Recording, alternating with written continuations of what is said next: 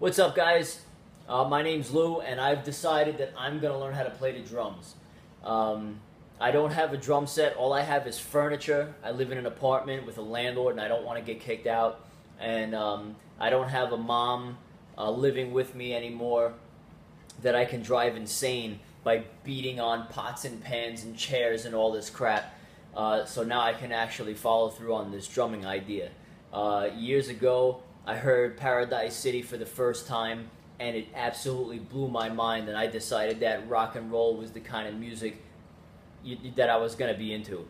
As you can see in the background, I have a couple of amplifiers, a mini one, a small practice one. I have the Dean ML in white with the fixed bridge, so it's semi-Dimebag style. I got a BC Rich Warlock behind that.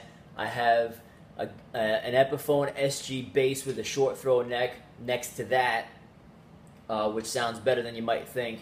And on the floor, what you can't see is I have a Gibson Les Paul 1960 reissue that is just phenomenal. As you can see, also I have the painting on the wall of the of the 1960 Les Paul standard guitar of guitars. I know some people will say the 59, but whatever. But you know, with that, it was something that I wanted to do. I was always gravitating towards the guitar players and bands. You know, they have their instrument in their hands. They can run around. They can hit cool poses. They can bang heavy, deep chords, kick-ass riffs, solos. You know, I mean, just be all over the place, running around and jumping around and having all kinds of fun and acting like a fool, and you know, getting you know, a conglomerate of people coming down. And if not, hey, at least you got to make some noise and have a whole bunch of fun, right? So I became barely mediocre at best with the guitar. For a little while, I was able to play through songs in their entirety, a couple of simpler tunes, and it was really fun. But I never ever really got into it as much as I thought I was gonna, because the drums were always something that was in the back of my mind, that I wanted to play the drums. So I went out and I bought these drumsticks, figuring that if I got them, I would at least start the process. And what I did was I YouTubed how to do a drum roll. I figure, you know, with a drum roll, it's something that every drummer needs to know how to do. And some of these guys on YouTube have been talking about learning how to do it because it gives you a good idea on how to control the sticks. So picking a drum roll to learn first, especially without a kit, seemed like a good idea. And from that, you know, I guess you can practice these paradiddles and things like that, which is hilarious because that word sounds so sissy. But you know, hey, it's what it is, and the drums are a kick-ass instrument. So I'm gonna record this. I sound like crap. I've been practicing for about 15-20 minutes a day for the past 2 weeks, so I don't sound like anything special. But at least I'm not all, you know, stiff and kind of Frankenstein in the you know, what's supposed to be a snare drum. I've got a little bit better with letting my wrists do the work instead of just kind of being all stiff about it. And I'm trying to learn now how to go ahead and control the stick, you know, with these 3 fingers on the rebound that this chair has been giving me, so I can do these patterns. But the basic drum roll is more or less what we're going after. So this is probably going to sound like crap, but hopefully in a couple of weeks or a couple of months or whatever, doing it 5, 6, maybe 7 days a week, hopefully for 20 minutes or 30 minutes out of the day, which is what I can afford to do, I'll actually start to sound like something cool. And it's September of 2015 right now. November of 2016 I'll be getting married, and hopefully by then I'll be able to jam on a full kit, and I'll be able to sit in with the band that I have that's going to be playing at my wedding. They're friends of mine. They're great. They're called Sons of Origin. Check them out. They're opening for Blue Oyster called October 2015.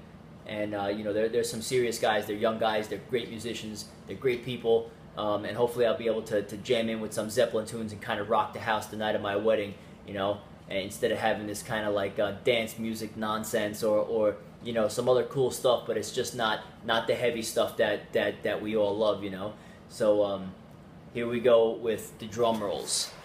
All right. So there is my chair if we can see it. And with that, we are going to start attempting the drum roll. Hopefully we'll be able to hear this pretty decently.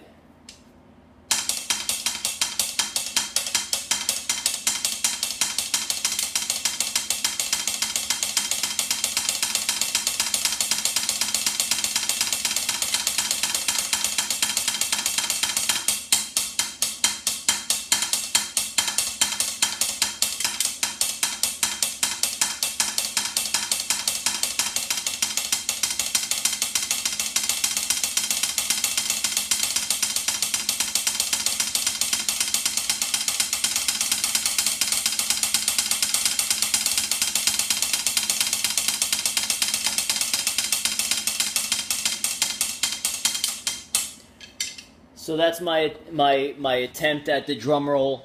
I'm sure that the way the sound is in here and how the chair is set up, that it's probably going to be more obnoxious than drum roll sounding from where my ears are. I mean, it was half decent, but I can also tell that the initial impact of the sticks kind of makes like a bang, and the rebound is a little bit lesser, so you're not really getting the whole thing. And plus, I'm doing this, I have a desk that's kind of like L-shaped, and it's in the corner, so I don't know how that's kind of trapping sound and sending it to the iPad here.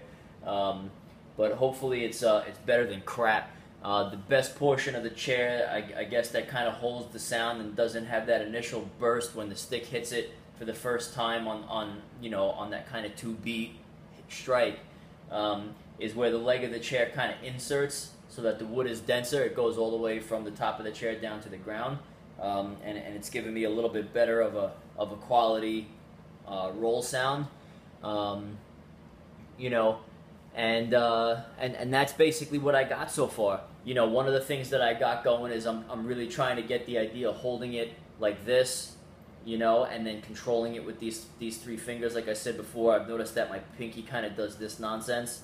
I doubt that's a good idea, so I've been trying to keep it, in like that.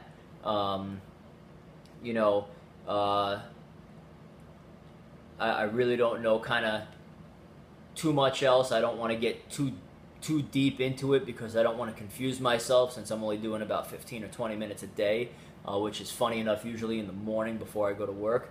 Right now it's nighttime, but the fiance's not home, so I don't have the opportunity to drive her crazy, because she'll kick the shit out of me for being more obnoxious than I usually am, especially now that I still suck.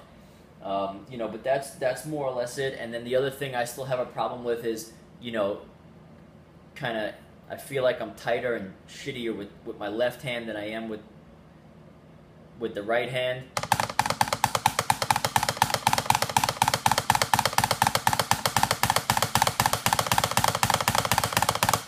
But it's getting a little bit better. And that's basically it. And the only other thing I have a problem with is I'll be doing the movements there, and eventually, more that'll happen and things. But I guess that's just a matter of keeping them away from each other. Any tips, any advice on the basics of how to control the stick, and maybe some things to practice, would be greatly appreciated. Right now, like I said, I'm just kind of doing those simple things. I don't have a drum pad yet, practice pad, which I'll be getting probably in a couple days. So for what I'm doing, it's more or less just the idea of playing on a snare drum, not necessarily a kit. I don't have, I need an electronic set, so this way I don't get kicked out of my apartment from the landlord. So like I said, any advice would be great. Maybe on how to hold the sticks. I like to hold them this way, not that way. And maybe some simple kind of classic rock tunes that would have simple beats where I can kind of get certain things going and play along, so I can feel like I'm actually playing a song of some sort, instead of just beating the shit out of a chair or the laptop computer just under the keys and next to the mouse pad. All right, so that's episode 1, I guess. Let's see what the future holds. Hopefully I'll be sitting behind a kit, ass kicking, and instead of being the second coming of Slash, I'll be the second coming of John Bonham. All right, guys, Thanks a lot, and I'll catch you next time.